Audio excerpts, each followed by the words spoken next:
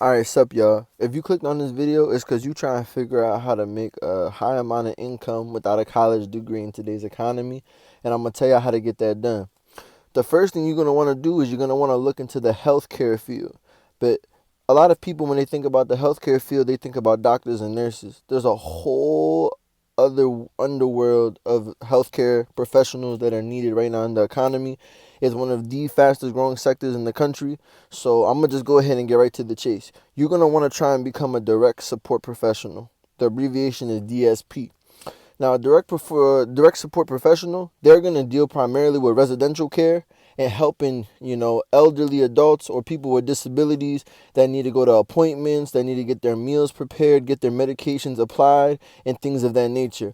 Now, these jobs, they don't pay a crazy amount. Like, I could tell you, me personally, at both of my jobs that I work at, I make less than $25 an hour. But last year, I was able to net around 75K from both of my jobs combined. Now you might be asking, how are you able to do this? Where's the proof? I don't got my I don't got my pay stubs on me right now, but I'm gonna point right here and I'm gonna put my information on this side right here. So you go see all my information, my personals, you know what I'm saying, as far as how much I made from each job. We go get into more detail later on down the line. I'm just rambling right now. But basically, these are the kind of jobs where you go get paid to be at work. Now, I'm not gonna lie, you gonna have to work a lot of hours. It's gonna be pretty, intense when it comes down to the hours. But the reason why I would take the DSP field over, let's say, a traditional trade such as being well, not even a traditional trade, but a traditional non-college degree job like being a cashier or a fry cook, is because number one, you don't got to be on your feet all day. So let's say you have to work 80 hours in a week. Would you rather work 80 hours standing on a department floor store, or, you know what I'm saying? Well, let me not.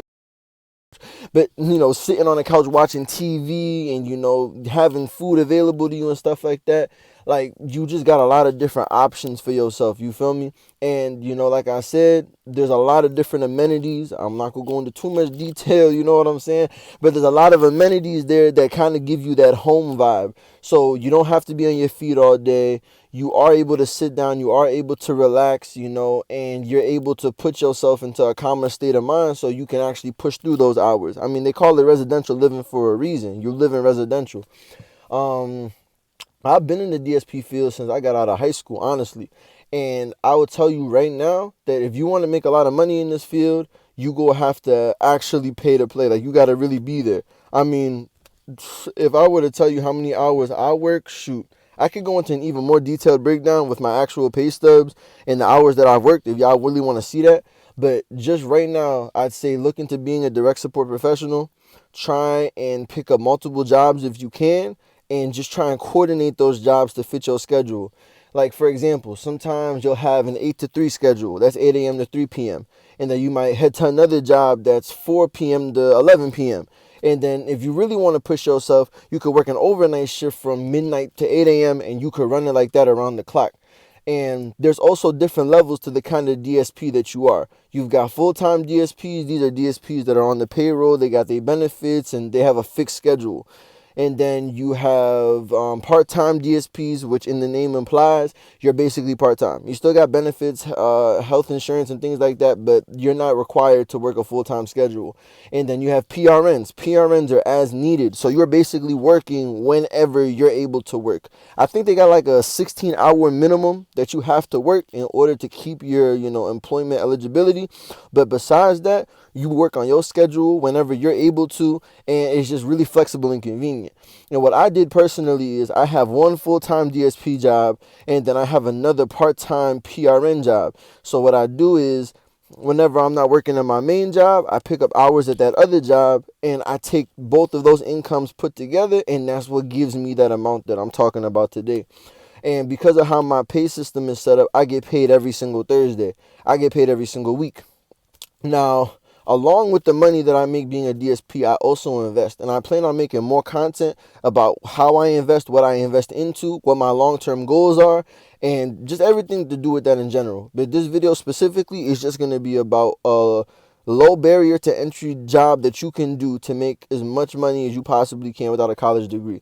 These jobs only require you to have a driver's license you gotta have a driver's license that's valid for about 3 years. But some of these companies, they don't even require that. So if you got a driver's license, preferably one that's been active for 3 years, I know a lot of y'all do because y'all gotta drive to get places, you know what I'm saying?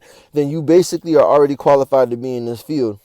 And I feel like if you've got the ability to drive, to go and get your DoorDash, to go and get your shopping and stuff done, then you could definitely use that driver's license to get yourself a really easy pay-to-play kind of job.